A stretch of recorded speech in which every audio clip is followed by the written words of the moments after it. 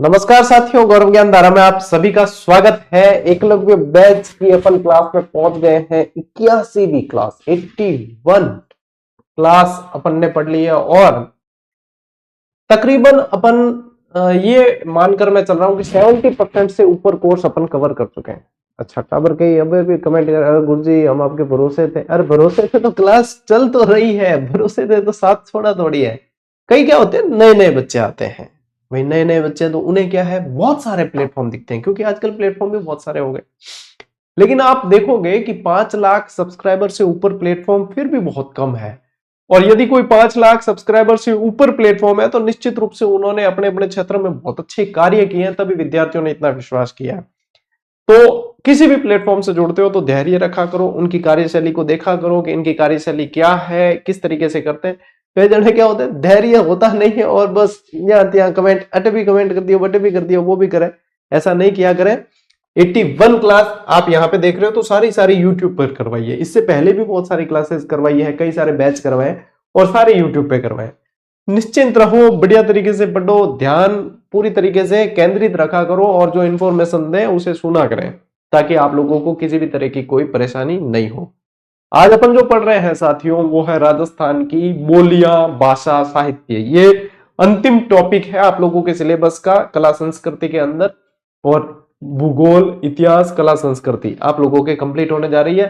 जो अपनी सेकंड पुस्तक थी ना, वॉल्यूम 2, उसको शुरू करने वाला है, यानी कि उसमें शैक्षिक परिदृश्य, राजस्थान का सामान्य ज्ञान, 2-3 टॉपिक है उसके, शैक्षिक परिदृश्य, योजनाएं वगैरह, वो चलेगा आप महीना भर। आज भाषा साहित्य की एक क्लास है, कल एक और आएगी, उसमें कर देंगे अपन कंप्लीट। ठीक है, यानी इस वीक में आप लोगों के ये कंप्लीट सोमवार से शुरू कर देंगे शैक्षिक परिदृश्य और राजस्थान का सामान्य अध्ययन जो आप लोगों को दे रखा है वो वाला। ठीक है, तो अपन नेक्स्ट पड़ाव में अब आने वाले। यहां तक मेरी काफी सारी जिम्मेदारियां अब कम हो जाएगी कि यहां तक का कोर्स मैंने आप लोगों को कंप्लीट करवा दिया है। ठीक है ना।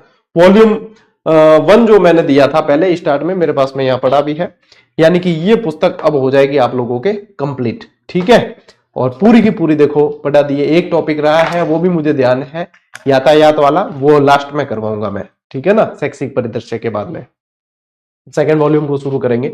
चलिए, ये इंफॉर्मेशन तो दे दी, अब अपन शुरू करते हैं अपने आज के इस टॉपिक को। इसमें क्या पूछते हैं, ज्यादातर आप लोगों को जो पूछा जाता है, बोलियां पूछी जाती है राजस्थान के अंदर।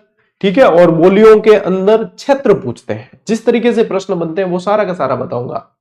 एक व्यक्ति हुए जिन्होंने एक पूरा सर्वे तैयार किया, लिंग्विस्टिक सर्वे ऑफ इंडिया नाम से एक पुस्तक भी तैयार की 1912 के अंदर। उस पुस्तक को उन्होंने जो है प्रकाशित करवाया है, उनका नाम था जॉर्ज अब्राहम ग्रियर्सन। उन्होंने राजस्थान की पूरी पूरी बोलियों का वर्गीकरण किया है, भाषा का वगैरह वर्गीकरण करके अपने को दे दिया है कि इस तरीके से यहाँ पे इतनी भाषाएं बोली जाती है। क्योंकि आप लोगों ने एक सुना होगा कि 12 कोस पे वाणी बदले 5 कोस पे पानी। ये राजस्थान के लिए कहा गया है। बोलियां बहुत जल्दी बदलती है और पानी भी बदलता है उस तरीके से। तो यहाँ पे बहुत सारी बोलियां हैं। ठीक है, अब मैं जी को बोलू नहीं, ज्यादातर मेरी है गोडवाड़ी।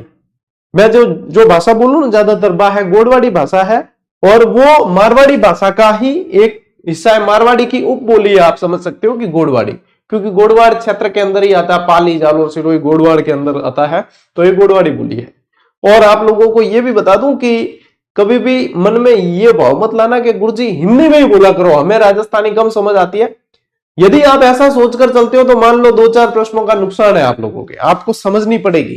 क्योंकि राजस्थानी भाषा में ही 2-4 तो प्रश्न आप लोगों को देखने को मिल जाते हैं परीक्षा के अंदर। यदि आप सिलेबस देखोगे तो ऊपर राजस्थानी भाषा सिलेबस के अंदर भी स्पेशल दे रखा है आप लोगों के। ठीक है, जैसे कि ये इसी पुस्तक का मैं जिक्र करूं तो देखो क्या देख रखा है, भौगोलिक, ऐतिहासिक, सांस्कृतिक ज्ञान और राजस्थानी भाषा सिलेबस के टाइटल के अंदर दे रखा है। तो बताओ, यानी कि भाषा आपको आनी चाहिए राजस्थानी। ठीक है, चलो शुरू करते हैं अपने इस क्लास को। देखिए, सबसे पहली चीज ध्यान रखो कि राजस्थान की मातृभाषा कौन सी है, राजस्थानी है। कौन सी है, राजस्थानी है। राजस्थानी दिवस भी मनाया जाता है। कब मनाते हैं बताइए, वो मनाते हैं अपन 21 फरवरी को। कब मनाते हैं, 21 फरवरी को राजस्थानी भाषा दिवस मनाया जाता है। राजस्थानी भाषा को जो है 8वीं सूची में शामिल करने के लिए और इसे दर्जा दिलाने के लिए अपने राजवीर साहब बहुत प्रयास कर रहे हैं। अच्छे मित्र हैं मेरे, और बहुत अलग लेवल पे प्रयास कर रहे हैं और करना भी चाहिए। ठीक है, क्योंकि जो है अपनी राजस्थान की कोई इस भाषा को जो है 8वीं सूची के अंदर शामिल नहीं किया गया, अनुसूची के अंदर, तो उसमें शामिल करवाने के लिए प्रयास इनका, मतलब इसे जो है दर्जा दिलाने के लिए प्रयास कर रहे हैं। राजस्थानी भाषा का क्रमिक विकास, अपने को क्या पढ़ना है, राजस्थानी भाषा का क्रमिक विकास। अब यहां पे यानी कि सबसे पहले एक स्वरसेनी अपभ्रंश से इसकी उत्पत्ति मानी जाती है। किससे मानी जाती है, स्वरसेनी अपभ्रंश। स्वरसेनी अपभ्रंश से फिर निकली गुर्जरी अपभ्रंश, और गुर्जरी अपभ्रंश से निकलती है राजस्थानी।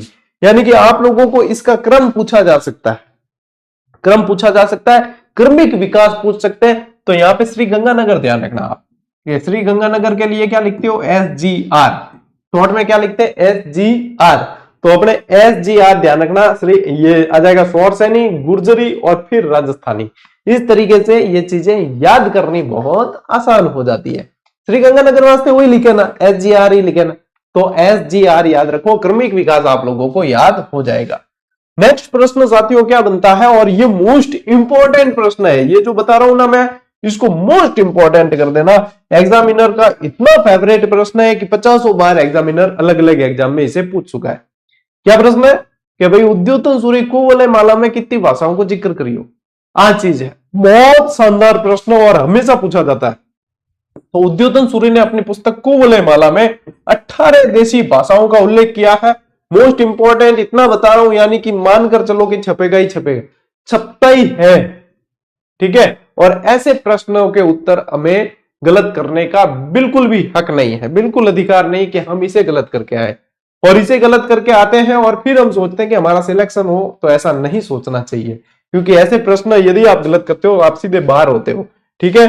कुवलय माला वत्सराज के समय लिखी गई है। उद्योतन सूरी वत्सराज के समय थे, ये आपको मैंने गुर्जर प्रतिहार वंश के अंदर पढ़ाया है, ठीक है। जालोर किले में बैठकर ये कुवलय माला लिखी गई है। अब इसमें जो है मरु भाषा भी शामिल है इन 18 देशी भाषाओं के अंदर, ये ध्यान रखना। राजस्थानी भाषा दिवस टाबरो कद मनावी जाए, 21 फरवरी मनाई जाए, ठीक है ना। अब देखो, सर्वप्रथम राजस्थानी बोलियों का वर्गीकरण किसने किया है, जॉर्ज अब्राहम ग्रियर्सन ने किया है। इसको भी मोस्ट इंपॉर्टेंट प्रश्न की श्रेणी में रखना। इन्होंने 1912 के अंदर लिंग्विस्टिक सर्वे ऑफ इंडिया नाम की एक पुस्तक लिखी है। कौन सी, अपनी पुस्तक लिंग्विस्टिक सर्वे ऑफ इंडिया में इन्होंने किया है यह वर्गीकरण। और 1912, इस पुस्तक का सन पूछ ले तो ध्यान रखना, 1912 के अंदर इन्होंने ही मारवाड़ी के लिए राजस्थानी शब्द का प्रयोग किया है। मारवाड़ी के लिए किस शब्द का प्रयोग किया, राजस्थानी शब्द का प्रयोग किया है। किसने किया है, जॉर्ज अब्राहम ग्रियर्सन ने किया है, ठीक है। तो लीजिए स्क्रीनशॉट, जहां से एक एक शब्द यहां से आप लोगों के लिए एग्जाम की दृष्टि से बहुत ही इंपॉर्टेंट है। यहां से एक भी शब्द को अपन जो है, ऐसा नहीं कि हाँ ये तो कोई नहीं, ये नहीं पूछेंगे, वो वाली धारणा आप मन में नहीं रखें। चलिए अगली स्लाइड की तरफ बढ़ते हैं। अब देखो, मारवाड़ी के तो चाहे राजस्थानी की बात करा, ठीक है, मारवाड़ी की बात कौन कर रहा है, राजस्थानी को जो है यदि अपन इसके देखें, दो रूप देखने को मिलते हैं इस भाषा के, दो रूप। और आप साहित्य के अंदर बार बार पढ़ोगे कि ये कृति जो है डिंगल में लिखी गई है, ये पिंगल में लिखी है। अपन पढ़ते हैं इन्हें डिंगल का हेरोस कहा गया, पृथ्वीराज राठौड़ को डिंगल का हेरोस कहा है। तो ये इनके राजस्थानी भाषा के दो रूप हैं। इनको किस तरीके से पढ़ना है वो देखो, मैं वर्गीकरण मतलब तुलनात्मक पढ़ा रहा हूं आप लोगों को, और इससे बढ़िया आप तुलनात्मक नहीं पढ़ सकते। अब डिंगल की जो है उत्पत्ति साथियों ध्यान रखना, प्राकृत भाषा से मानी जाती है। किससे मानते हैं, प्राकृत। अपन जैन और बौद्ध जब पढ़ते हैं वहां पे अपन ने पढ़ा, जैसे कि जैन धर्म और बौद्ध धर्म के अंदर, कि यहाँ पे भी प्राकृत भाषा होती थी, यहाँ पाली भाषा होती थी, वही प्राकृत भाषा से इसकी उत्पत्ति मानते हैं डिंगल की। और डिंगल से जो निकली है वो मारवाड़ी निकली है। अब देखो, मैं देशी आदमी हूं तो मैं देशी ट्रिक बना दिया करूं, तो मैं इंगी ट्रिक बना दी माड़ीपा। क्या बना दी, माड़ीपा। मां से तो मारवाड़ी, डी से डिंगल और पा से प्राकृत। इस तरीके से आपको ध्यान रखना है। यहीं पे पिंगल में आ जाओ, तो पिंगल की उत्पत्ति जो है संस्कृत से मानी जाती है, और इसको जो है इससे कहते हैं कि ब्रज भाषा इससे निकली है, ब्रज भाषा इससे निकली है, ये इसके अंदर कहा जाता है। तो यहां पे जो है आप ऐसे याद कर लो, बीपीएस, क्या ध्यान रख लो, बीपीएस का मतलब बी से ब्रज भाषा, पी से पिंगल और एस से संस्कृत, यानी संस्कृत से इसकी उत्पत्ति हुई है। अब जरूरी नहीं है कि हाँ गुरु जी बीपीएस हूं, मैं कंफ्यूज हो रही हूं तो भी याद करा के नहीं। अगर आप कंफ्यूज हो रहे हो तो नहीं करना है, कंफ्यूज नहीं हो रहे हो और आप लोगों को अच्छे से याद हो रहा है तो आप इसे याद कर लीजिए, ठीक है। अब देखो इनके बीच में अंतर क्या है। ये मारवाड़ी जो है किस तरफ बोली जाती है, मारवाड़ की तरफ। मारवाड़ी शब्द बना किससे है, मारवाड़ से बना है। किससे बना है, मारवाड़ से। और मारवाड़ का इतिहास में बार बार मैंने आप लोगों को क्या बताया, मारवाड़ मतलब कि जोधपुर, ठीक है। और जोधपुर किस तरफ है, राजस्थान के पश्चिमी भाग में।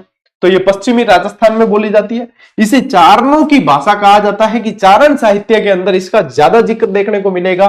और ये प्राकृत और गुर्जरी से इसका उद्भव मानते हैं। और ये गीत के रूप में होती है, यानी कि गेयता लिए हुए होती है। इसमें गेयता होती है, गीत के रूप में होती है। अब यहां पे जो है इसका उलट हो गया बिल्कुल। देखो कैसे कि ये पश्चिमी में थी तो ये पूर्वी राजस्थान के अंदर है। इसे भाटों की भाषा कहा जाता है। संस्कृत सौरसेनी से इसका उद्भव माना जाता है। और ये छंद और पद के रूप में होती है। ये कैसे है, छंद और पद के रूप में होती है। और ये कैसी होती है, गीतों के रूप में होती है। तो ये डिंगल और पिंगल के बीच में आप लोगों को अंतर करते हुए पढ़ना है, अंतर ध्यान में रखना है। क्योंकि जब इससे रिलेटेड ऐसे प्रश्न आ जाते हैं जो अंतर के ऊपर आधारित होते हैं, या पूछ लेंगे डिंगल की उत्पत्ति किससे हुई या पिंगल की किससे हुई, तब आप लोगों के ये चीज काम में आएगी कि हाँ गुरुजी हमें समझ में आ गई थी चीज। और मैंने कोशिश की है कि याद भी हो जाए साथ साथ में, सिर्फ समझने से मतलब नहीं है, याद भी करनी है चीजें, है ना। तो इस तरीके से आप लोगों को पढ़ना है। चलो भाई स्क्रीनशॉट ले लो भाई, टावरों स्क्रीनशॉट ले लो।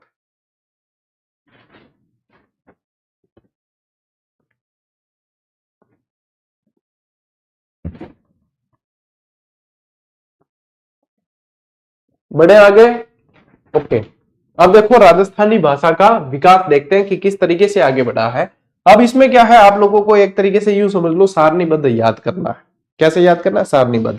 अब इसमें जो है 11वीं सदी से स्टार्ट करना है, 11 से 13, 13 से 16, 16 से 18, 18 से अब तक याद हो जाएगी। 11 से 13 पे आ जाओ सीधे, 13 से 16 पे आओ सीधे, 16 से 18 पे आओ और 18 से अब तक।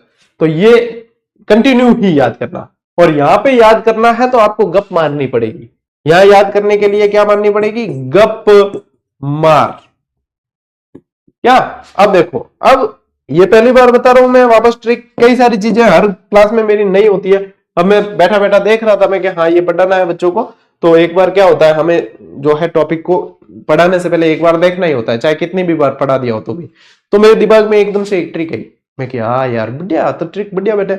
तो गप मार जो है आप याद रखना, जी यानी कि गुर्जर अपभ्रंश, पी यानी कि प्राचीन राजस्थानी, एम यानी कि मध्य पूर्वी राजस्थानी, और ए आर लिखा है ना यानी कि अर्वाचीन राजस्थानी। ठीक है, अब देखो ए भी याद होगी, 11 से 13, 13 से 16, 16 से 18, 18 से अब तक। जब मुझे याद है तो आप लोगों को याद होनी चाहिए, नहीं तो बाके फाड़ोगे कब तक। याद करो भैया, याद करना बहुत जरूरी है। क्या, 11 से 13, 13 से 16, 16 से 18, 18 से अब तक। और याद नहीं कर सकते हो तो गप मार याद कर लो। क्या, गप मार। तो जी से गुर्जर अपभ्रंश, प्राचीन राजस्थानी, मध्य पूर्वी राजस्थानी, और ए आर से आ जाएगा अर्वाचीन राजस्थानी। तो क्या हो गया, ये लिखी हुई चीज है ना, एक आप लोगों ने सिर्फ पढ़ी है और एक अब आप लोगों ने सुनी है और आप लोगों को याद। अब आप लोगों को ज्यादा जो है चिंता करने की जरूरत नहीं। क्या गुरुजी ये तो याद हो गई, अरे हम तो इसको स्किप कर जाते थे, क्या ये तो याद थोड़ी होगी, इसको छोड़ देते हैं, दूसरी चीजें याद करते हैं, डायरेक्ट साहित्य की रचनाएं याद कर लेते हैं, ये कर लेते हैं। तो कोई भी एक भी चीज में आप लोगों को छोड़ने नहीं दूंगा, याद करके चलना है सारा सारा। अब देखो राजस्थानी भाषा का वर्गीकरण ग्रियर्सन के अनुसार है। तो इसने क्या बताया, एक तो पश्चिमी राजस्थानी बताया। तो पश्चिमी राजस्थान में कौन कौन है, मारवाड़ है, मेवाड़ है, ठीक है, बांगड़ी भी आ गई थोड़ी सी, और फिर शेखावाटी भी ले लिया इसके अंदर इन्होंने, ठीक है, बांगड़ी और शेखावाटी। फिर उत्तर पूर्वी राजस्थान यानी कि मेवात की तरफ चले गए तो मेवाती, और वहीं पे अलवर और वहां पे जो है ये अहिरवाटी क्षेत्र भी है, तो अहिरवाटी बोली भी है वहां पे, तो ये आ गई मेवाती और अहिरवाटी। फिर देखो क्या है कि यहां पे मध्य पूर्वी राजस्थानी, मध्य पूर्वी यानी मध्य और पूर्वी, तो मध्य में कौन है, जयपुर, और फिर उसके आसपास पूर्वी क्षेत्र तो ढूंढाड़ी, और यहाँ पे इसके अंदर इन्होंने डाला है हाड़ौती भी डाला है। ये स्पेशली ध्यान देना है, क्योंकि मध्य पूर्वी में अपन सोचेंगे तब अपने दिमाग में हाड़ौती नहीं आएगा, लेकिन इनके वर्गीकरण में ये इन्होंने हाड़ौती भी डाला है। दक्षिणी पूर्वी राजस्थानी, इसके अंदर मालवी और निमाड़ी को रखा गया है। इसके अंदर किसको रखा है इन्होंने, मालवी और निमाड़ी को रखा है। अब देखो मैं आप लोगों के लिए एक स्पेशल नक्शा आज की क्लास में लाया हूं, एक तो ये और एक ये। अब ये इतना क्लियर नहीं दिखेगा आपको, मुझे क्लियर दिख रहा है क्योंकि मैं बिल्कुल पास से देख रहा हूं, लेकिन मैं पीडीएफ दूंगा ना इसकी तो आपको क्लियर दिखेगा। और मैं कोशिश करूंगा कि ये इस नक्शे को स्पेशली एक पोस्ट बना के टेलीग्राम पे डालते हैं, तो उस टेलीग्राम से जुड़ जाना आप लोगों को। मैं कोशिश करूंगा कि कल डाल दूं इसको, ठीक है, टेलीग्राम से जरूर जुड़ जाना। और टेलीग्राम चैनल का नाम क्या है, उसका नाम भी गौरव ज्ञान धारा ही है। इस पे अच्छी तरीके से सर्च करके जुड़ जाना। स्पेलिंग देख लो, GOURAV लगानी है, ठीक है। 3.5 लाख विद्यार्थी जुड़े हुए हैं, वो ओरिजिनल अपना टेलीग्राम चैनल है। उस पे मैं ये जो है कल आप लोगों को उपलब्ध करवा दूंगा, है ना। तो इसको देख लेना, ये बढ़िया तरीके से आप लोगों के, अब जैसे कौन सी मीना बोली है, ठीक है, वो दे रखा है यहाँ। शहरी बोली कौन सी है, गरासी बोली कहां बोली जाती है, निमाड़ी कहां बोली जाती है, पूरा एकदम वर्गीकृत है, एकदम एक अलग अलग पूरा। तो ये आप लोगों को बहुत मजा आने वाला है पढ़ने का, ठीक है। तो यहां तक याद हो गया, स्क्रीनशॉट लो इसका। चलो अब देखो एक एक बोली देख लेते हैं और उसकी उप बोलियां जो है वो भी देख लेते हैं। सारी आप लोगों को ध्यान देना है। अब इसमें ज्यादा समझने वाला कुछ नहीं है, खाली दिमाग को प्रेजेंट रखो कि कौन से क्षेत्र का नाम आ रहा है, उसके अंदर कौन कौन सी बोलियां बोली जा रही। उप बोलियां थोड़ी सी ध्यान में रखनी पड़ेगी। देखो मारवाड़ी राजस्थान की प्रधान मानक बोली है, ये राजस्थान की प्रधान मानक बोली माना जाता है इसे। और इसका साहित्यिक रूप क्या कहलाता है, डिंगल कहलाता है। और यही चीज मैं आप लोगों को पहले समझा चुका हूं। अब कहां अधिक बोली जाती है ये, जोधपुर, बीकानेर, जैसलमेर, नागौर, पाली, जालोर, सिरोही, इन क्षेत्रों के अंदर अधिक है। अब देखो जो नए जिले जिससे टूटकर बने हैं वहां पे भी बोली जाएगी। यानी कि जोधपुर से निकला कौन, फलोदी, तो फलोदी के अंदर भी बोली जाएगी। बाड़मेर के अंदर भी बोली जाती है, तो बाड़मेर से निकला, ये बाड़मेर भी है यहाँ पे इसके अंदर, यहाँ बाड़मेर भी लिख देना आप, जैसलमेर और बाड़मेर भी लिखना। बाड़मेर लिखो तो बालोतरा भी लिख लेना, ठीक है, वो भी यहाँ पे भी बोली जाती है। उप बोलियां देखो इसकी कौन कौन सी है, मेवाड़ी, बागड़ी, थली, बीकानेरी, शेखावाटी, खेराड़ी, नागौरी, गुड़वाड़ी। अब उप बोलियां सीखने के लिए आप लोगों को एक चीज आनी चाहिए, क्या, कि मैंने आप लोगों को भौगोलिक उपनाम करवाए थे जब ये बैच शुरू हुआ था। हमेशा ज्योग्राफी का जब भी मैं क्लास पढ़ाता हूं और बैच नया शुरू होता है तो भौगोलिक उपनाम मैं जरूर करवाता हूं। और मैं ये कहता हूं कि ये टॉपिक चाहे सिलेबस में नहीं दे रखा हो, आपको पढ़ना है, क्योंकि ये कई सारे टॉपिक में सह संबंध होता है इसका। जैसे कि यहां से भी होगा, वो जिसने पढ़ा है तो उसको ये भी ये चीजें याद, ठीक है। चलिए फिर देखो मेवाड़ी, उदयपुर और उदयपुर के आसपास, उदयपुर, चित्तौड़, सलूम्बर, ये जो मेवाड़ वाला क्षेत्र जितना भी है वहां पे ये मेवाड़ी बोली जाती है। मोतीलाल मेनारिया ने मेवाड़ी को मारवाड़ी की ही उपबोली बताई है। अब क्योंकि यहां देखोगे ना ये कि यहाँ पे सर गुरु जी यहाँ पे मेवाड़ी को उपबोली में कैसे लिया है, तो वो मोतीलाल मेनारिया के अनुसार माना है, इसलिए यहां पे भी लिखा है, तो कंफ्यूज नहीं होना है। बागड़ी, ये इस बागड़ी की जगह करना वागड़ी, ठीक है, बागड़ी डूंगरपुर बांसवाड़ा में बोली जाती है और ग्रियर्सन ने इसे ही भीली बोली कहा है। मोस्ट इंपॉर्टेंट कर देना इस लाइन को कि ग्रियर्सन ने किस बोली को भीली बोली कहा है, तो वागड़ी को कहा है, क्योंकि वागड़ वाले क्षेत्र में भील समुदाय के लोग ज्यादा रहते हैं। ढूंढाड़ी यानी ढूंढ नदी के आसपास वाला क्षेत्र क्या कहलाता है, ढूंढाड़, तो ढूंढाड़ी देखो उत्तरी जयपुर के अलावा शेष जयपुर, किशनगढ़, टोंक, अजमेर, मेरवाड़ा आदि क्षेत्रों में बोली जाने वाली बोली कौन सी है, ढूंढाड़ी। और गुजराती, मारवाड़ी और ब्रज भाषा का प्रभाव इस पे ज्यादा है। छे, छो वगैरह शब्द इसमें देखने को मिलेंगे, कैम छो, मजामा, तो छे छो वाले शब्द इसके अंदर आपको ढूंढाड़ी में देखने को मिलेंगे। वो यही कारण है कि गुजराती भाषा के प्रभाव के कारण ये शब्द इसके अंदर आ गए हैं। एक बार प्रश्न ऐसे ही बना था छह छो वाले भाषा से, ठीक है। ले उठा ब्रो, स्क्रीनशॉट ले, बड़े आगे, ओके। अब देखो तोरावाटी, तोरावाटी बेसिन कौन सा कहलाता है बेटा, कांतली नदी के आसपास का क्षेत्र तोरावाटी बेसिन के नाम से जाना जाता है। तो कांतली नदी यानी कि आपके सीकर झुंझुनू वाला क्षेत्र है, तो कांतली नदी के आसपास का क्षेत्र जो है वहां पे तोरावाटी बोली बोली जाती है। काठेड़ी कहां बोली जाती है, जयपुर के दक्षिण भाग के अंदर, जयपुर का दक्षिणी भाग जो है वहां पे काठेड़ी बोली बोली जाती है, ठीक है। चौरासी कहां बोली जाती है, जयपुर का दक्षिण पश्चिमी भाग है और टोंक के पश्चिमी भाग के अंदर बोली जाती है चौरासी। दक्षिण पश्चिमी ध्यान रखना, जयपुर का दक्षिण पश्चिमी और टोंक का भी पश्चिमी भाग है, वहां पे चौरासी बोली जाती है। कौन सी बोली जाती है, चौरासी बोली। नागरचौल सवाई माधोपुर के पश्चिमी भाग में और टोंक के दक्षिण पूर्वी भाग के अंदर जो बोली जाती है वो नागरचौल है। और राजावाटी जयपुर के पूर्वी भाग में बोली जाती है। अब देखो ये सारी की सारी ढूंढाड़ी से लिंक रहती है, यानी कि ये सारी देखोगे ना आप, ढूंढाड़ वाले क्षेत्र के आसपास ही है। अब दक्षिण, कौन सी दक्षिण में है, कौन सी दक्षिण पश्चिम है, कौन सी दक्षिण पूर्व है, इन चीजों पे आप लोगों को ध्यान देना है। ये चारों एक साथ इसीलिए यहां पे ले लिए पांचों, ठीक है ना। अब देखो हाड़ौती, हाड़ौती बोली कहां बोली जाएगी, हाड़ौती यानी कि अपने कोटा संभाग के अंदर, बाबू जाको, तो वहां पे कोटा संभाग के अंदर बोली जाएगी। मेवाती कहां बोली जाती है, अलवर भरतपुर के अंदर।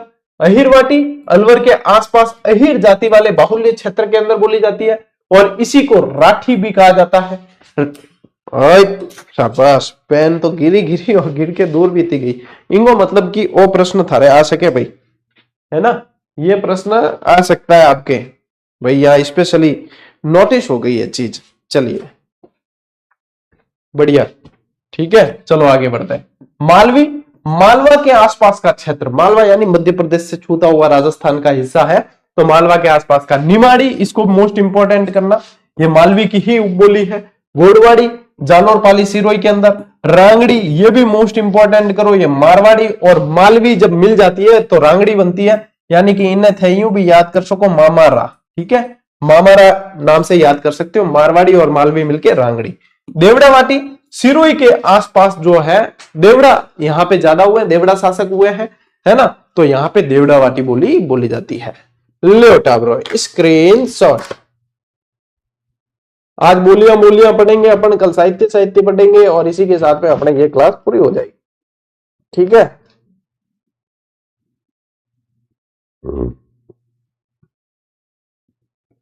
चले आगे बढ़े। ओके, अब देखो ये बोलियां तो अपन ने पढ़ ली, अब यहां पे पढ़ते हैं अपन प्रसिद्ध जो है प्रचलित साहित्यिक विधाएं, और इसको पूरे को मोस्ट इंपोर्टेंट कर देना। आजकल एग्जामिनर इसको फॉलो कर रहा है, ठीक है, इस चीज को फॉलो कर रहा है कि किसे पर्ची कहा जाता है, किसे वेली कहा जाता है, किसे वाद साहित्य कहते हैं, किसे दवावेद कहते हैं, इस तरीके से पूछता है। बस 10 मिनट आप लोगों के लूंगा और इन पे आप लोगों ने ध्यान दे दिया, यानी कि किस्सा खत्म। फिर एग्जामिनर कहीं से पूछे, अपने को कोई टेंशन नहीं। हकूनामा टाटा। महाकाव्य, जिसके नाम में ही महा है, यानी कि इसके अंदर ज्यादा चीजें होगी। जिस प्रबंध काव्य में 8 से अधिक सर्ग हो, जैसे हमीर महाकाव्य, एकलिंग महाकाव्य, ठीक है, तो ये जो है इसकी जो शब्दों को ध्यान रखना। रासो साहित्य, इसके अंदर ध्यान रखना हमेशा वीर रस प्रधान होता है। ये क्या होता है, वीर रस। जिस काव्य में युद्ध और नायक की वीरता का वर्णन हो, उसे रासो साहित्य के अंदर लिखा जाता है। जैसे हमीर रासो, पृथ्वीराज रासो, है ना, ये रासो साहित्य है, तो ये ध्यान रखना है, वीर रस प्रधान है। ख्यात, अब ख्यात यानी कि किसी की ख्याति का बखान हो रहा है, ख्यात साहित्य बोलते हैं। मूणोत नैण सिरी ख्यात, ठीक है, तो किसी न किसी की ख्याति का उसके अंदर बखान होता है। ख्याति प्राप्त बातों का संकलन, इतिहास लेखन, जैसे कि मूणोत नैण सिरी ख्यात। वैली साहित्य, ये प्रेम आधारित होते हैं। ये कैसे होते हैं, प्रेम आधारित होते हैं, तो प्रेम व रस वाले साहित्य को वैली साहित्य कहते हैं। जैसे वैली किशन रुक्मणी, पृथ्वीराज राठौड़ की रचना है। पंचम वेद और 19वें पुराण के रूप में इसे जाना जाता है। गागरोन के दुर्ग में इसकी रचना की गई थी। दूरसा आड़ा ने इसे पंचम वेद कहा है। बहुत मोस्ट इंपॉर्टेंट है ये रचना। दुहा या दोहा अपने पढ़ते आए हैं हमेशा ही। राजस्थान के अपने हिंदी विषय के अंदर अपन ने दोहे बहुत पढ़े हैं। राजस्थान में सबसे लोकप्रिय और प्राचीन छंद है ये। इसमें 4 चरण, प्रथम और तृतीय चरण में 13 मात्राएं होती है, और द्वितीय और चौथे चरण में 11 मात्राएं होती है। आपको यहां ज्यादा दिमाग नहीं लगाना, यहाँ हिंदी साहित्य वालों के दिमाग चलता है, मात्रा का वर्गीकरण जो है उनको ध्यान रखना होता है। वचनिका, वचनिका में क्या होता है, गद्य और पद्य की मिश्रित रचना है। जैसे अचलदास खिचड़ी वचनिका, किसने लिखी थी ये, शिवदास गार्डन ने। विलास साहित्य, विलास साहित्य भी आजकल बहुत पूछे जा रहे हैं, मोस्ट इंपोर्टेंट कर देना। वे साहित्यिक रचनाएं जिनमें आमोद प्रमोद विषयक वर्णन हो, उसे विलास साहित्य कहते हैं, ठीक है। जैसे कि राजविलास, किसने लिखी है राजविलास, बताओ, मान कवि। और ये मोस्ट इंपोर्टेंट है, कम से कम 3-4 एग्जाम में अभी में पूछा गया है। स्तवन, ये महापुरुष साधु संत आदि के स्तुति परक ग्रंथ होते हैं, उनको स्तवन कहते हैं। पर्ची, मोस्ट इंपोर्टेंट, अभी में पूछा 2 बार। पर्ची जो होते हैं, संत महात्मा साधु महात्मा जो होते हैं, उनकी जीवनी पर आधारित साहित्य होता है। तो संत महात्मा के जीवनी पर आधारित पदबंध रचनाएं होती है, वो पर्ची कहलाती है। छावली, शेखावाटी में डूंग जी जवार जी के लिए गाए जाने वाले गीतों को छावली कहा जाता है, ठीक है, क्या कहते हैं, छावली। वात साहित्य, वात यानी कि अटे हाथ ने एक बात को, यू कैन मारवाड़ी में हटात हर एक बात को, बात यानी कि कोई ना कोई बात बताना, ठीक है, कहानी बताना, यानी कि ये होती है बात साहित्य। कह रहे चकवा बात, ठीक है, महेंद्र मुमलरी बात, इन तरीके हो। तो ये देखो राज्य के किसी ऐतिहासिक व्यक्ति या घटना से संबंधित कहानी या वार्ता होती है, वो बताई जाती है। लक्ष्मी कुमारी चुंडावत की इसके अंदर महारत थी, उन्होंने ज्यादातर वाद साहित्य पे काम किया। एक होता है दवा वेद, वे राजस्थानी साहित्य जिसमें अरबी फारसी शब्दों का प्रयोग होता है उसे कहा जाता है दवा वेद। इन साहित्यिक विधाओं से प्रश्न बहुत ज्यादा पूछे जा रहे हैं, तो इसको हल्के में मत लेना, स्क्रीनशॉट लो भाई। चलो आगे बढ़ते हैं, कुछ बाकी है इस पे भी। देखो सोरठा, अब आप लोगों को पता है केसरी सिंह जी बारक ने लिखे थे सोरठे, है ना, 13 सोरठे लिख के मेवाड़ के राणा को दिल्ली दरबार में जाने से रोक लिया था। तो जब दोहा की मात्राओं का उल्टा कर दिया जाता है वो सोरठा साहित्य के अंदर आते हैं, और उन सोरठे का नाम क्या था जो केसरी सिंह जी ने लिखे थे? चेतावनीरा चुंगटिया, ठीक है। विगत साहित्य किसी राज्य के राजनीतिक, सामाजिक, आर्थिक और सांस्कृतिक इतिहास और ऐतिहासिक घटनाओं का वर्णन, यानी कि ऐसी घटनाएं जो हो चुकी विगत है वो विगत साहित्य के अंदर आएगी। फिर आता है बेटा आपके प्रकाश साहित्य, किसी वंश या व्यक्ति विशेष की कार्यों, उपलब्धियों पर प्रकाश डालने वाले साहित्य, जैसे कि पाबू प्रकाश। ये किसकी रचना थी? पाबू प्रकाश आसिया मोड़ जी की। किसकी रचना थी? आसिया मोड़ जी। ऐसे आप लोगों को भी सारी जो है इनके रचना और रचनाकार याद होने बहुत जरूरी है, ये चीजें पूछी जाती है। रूपक साहित्य में क्या होता है? किसी वंश अथवा व्यक्ति की उपलब्धियों का स्वरूप को दर्शाने वाले काव्य होते हैं, वो रूपक साहित्य है। मर्सिया, इसको भी मोस्ट इंपॉर्टेंट करना, जैसा कि इसके नाम में ही लग रहा है कि कोई ना कोई मर्सिया, यानी कि कोई ना कोई किसी न किसी की मृत्यु हुई है उसके बाद में लिखे गए साहित्य। तो देखो किसी राजा या व्यक्ति की मृत्यु के बाद शोक के रूप में लिखे गए साहित्य, तो वो मर्सिया के अंदर आते हैं, ठीक है। फिर देखो झूलना, जब ये झूलना जो है आप लोग देखोगे तो ऐसा लगता है जैसे कि कोई बाल साहित्य के आधारित जो है रचनाएं होती है। राजस्थानी काव्य का एक प्रकार का मात्रिक छंद है, जैसे महाराणा प्रताप का झूलना, अमर सिंह राठौड़ का झूलना, ये प्रसिद्ध है। वंशावली, पूरे वंश के बारे में जानकारी दी जाती है, वो होती है वंशावली, कि भाई इसके अंदर राजा, इनके पुत्र, ऐसे पूरे उनकी जो है वंश की जानकारी थोड़ी थोड़ी दी जाती है, वो होती है वंशावली। लो स्क्रीनशॉट लो। अब देखो जितनी बोलियां अपन ने पढ़ी है उन्हीं का इस नक्शे के माध्यम से क्या हो जाएगा आप लोगों के बिल्कुल क्या, हाँ भाई ये मैप के आधारित भी प्रश्न आजकल बनते हैं कि एक खाली मैप दे दिया जाता है और नंबर लगा दिया जाता है, 1 number 2 number 3 number 4 number option में दे देते हैं कि इस नंबर से कौन सी जो है आपके मैच हो रही है बोलियां, तो वो ध्यान रखना। अब जैसे कि यहां पे देखो बेटा ध्यान दो कि ये जो लिखा है ना, ये बागड़ी लिखा है, वागड़ी नहीं लिखा है। ये क्या है? ये है बागड़ी, ठीक है। बागड़ी यहां है और वागड़ी कहां है? डूंगरपुर बांसवाड़ा, ये वागड़ी है और ये बागड़ी है, इसमें फर्क करना। बागड़ी कहां बोली जाती है? गंगानगर, हनुमानगढ़, चूरू, झुंझुनू, यानी कि ये एक तरीके से शेखावाटी वाला क्षेत्र और योद्धे क्षेत्र, इन दोनों को मिलाया जाए तो वहां पे बोली जाती है बागड़ी। शेखावाटी कोई पूछने का ही काम नहीं, सीकर, चूरू, झुंझुनू के अंदर है। मेवाती ये भी पूछने का काम नहीं, डायरेक्ट याद होगा, अलवर, भरतपुर, डीग के अंदर बोली जाती है मेवाती। ढूंढाड़ी जयपुर, टोंक, अजमेर, दौसा के अंदर बोली जाती है। और ये देखो जगराती या डांगी भाषा जो है वो करौली, सवाई माधोपुर, धौलपुर के अंदर बोली जाती है। हाडोती वो भी महाराज ने पूछाने का काम नहीं है, कोटा, बूंदी, बारात, झालावाड़, सारा का सारा ताबरन याद है। मालवी तो स्पेशली देखो प्रतापगढ़ और झालावाड़ के अंदर है, यानी कि एमपी को छूने वाला क्षेत्र है वहां पे। मेवाड़ी उदयपुर, राजसमंद, भीलवाड़ा, चित्तौड़गढ़, यहां पे बोली जाती है आपके मेवाड़ी। देवड़ा वाटी कहां बोली जाती है? सिरोही के अंदर बोली जाती है। वागड़ी कहां बोली जा रही है? डूंगरपुर बांसवाड़ा के अंदर बोली जा रही है। मारवाड़ी तो देखो मारवाड़ी के अंदर नागौर, सिरोही, डीडवाना, कुचामन, जैसलमेर, बीकानेर, पाली, जालोर, जोधपुर, फलोदी, सारे के सारे आ गए। इसके अंदर बाड़मेर भी लिख देना, बाड़मेर, बालोतरा, ठीक है, ये भी इसके अंदर आप लिख लेना,